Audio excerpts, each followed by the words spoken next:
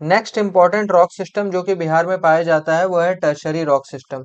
Tertiary rock system का formation 66 million and 2.6 million years ago के बीच में हुआ था, जो कि टर्शरी पीरियड में लाई करता है।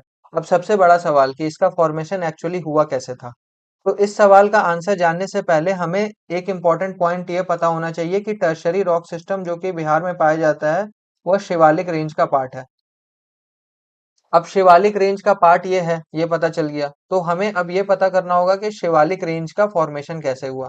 तो इसके लिए हम कवर करते हैं थोड़ा जियोलॉजिकल हिस्ट्री ऑफ इंडिया।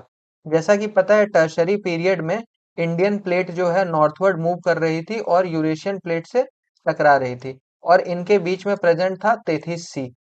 तो अब हुआ क्या, इनके कोलिजन की वजह से सेडिमेंटेशन हुआ, और सेडिमेंटेशन के साथ साथ प्रेशर पड़ा।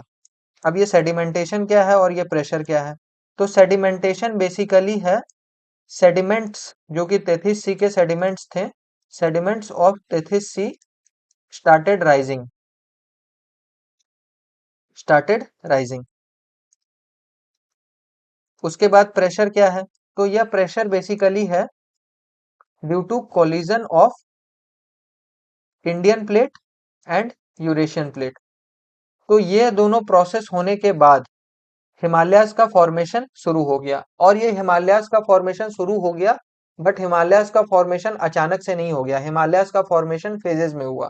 तो मैं आपको बता दे रहा हूँ हिमालयाज जैसे कि 3 रेंजेस में डिवाइडेड है।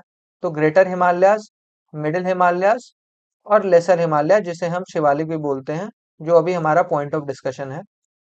तो इनका फॉर्मेशन अलग अलग पीरियड में हुआ। तो ग्रेटर हिमालयाज का फॉर्मेशन हुआ है ओलिगोसीन पीरियड में, ओलिगोसीन पीरियड में।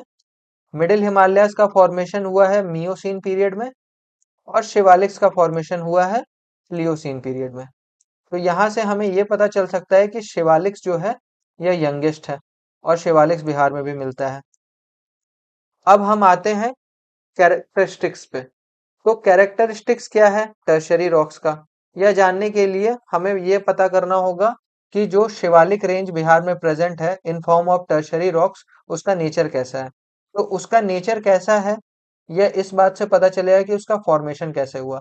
तो हमने अभी देखा कि इसका फॉर्मेशन दो तरीके से हुआ है, सेडिमेंटेशन और प्रेशर से। तो अब सेडिमेंटेशन से क्या होता है कि सेडिमेंटेशन से जो भी रॉक्स अवेलेबल है वहां पे, जैसा कि हम स्क्रीन पे देख सकते हैं, बहुत सारे रॉक्स जिनके सेडिमेंटेशन से शिवालिक्स का फॉर्मेशन हुआ है, जैसे कि सैंड्स हो गए, ग्रेवल हो गए, उसके बाद एलुवियल डिपॉजिट्स जो कि रिवर में प्रेजेंट था, तेथिस सी में प्रेजेंट था। तो ये तीनों का कंप्रेशन हुआ, उसके बाद कंप्रेशन के बाद ये सारे चीज हार्डन हो गए और शिवालिक रेंज बन गया। तो यहाँ पे हमने देखा सेडिमेंटेशन हुआ।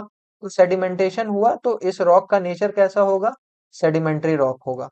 तो पहला पॉइंट हम ये कवर कर सकते हैं कि इसके सिग्निफिकेंस में हमें ये पता चल सकता है कि रॉक का नेचर सेडिमेंट्री इन नेचर है, first important point. Then second important point क्या है कि यहाँ पे जो है काफी पेट्रोलियम एंड नेचुरल गैस मिलते हैं, पेट्रोलियम एंड नेचुरल गैस मिलते हैं।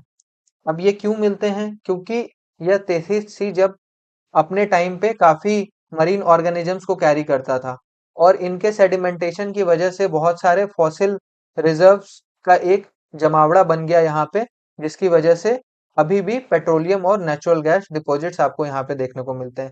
तो ये दो इंपॉर्टेंट सिग्निफिकेंस है टर्शरी रॉक का, जो कि बिहार में पाया जाता है। अब ये पाया कहाँ जाता है, यह पाया जाता है सिर्फ और सिर्फ वेस्ट चंपारण में, क्योंकि शिवालिक जो है बिहार का काफी कम एरिया में कवर है, और यह सिर्फ वेस्ट चंपारण के डिस्ट्रिक्ट में देखा जाता है। तो यह था tertiary rock system that is found in Bihar in complete detail.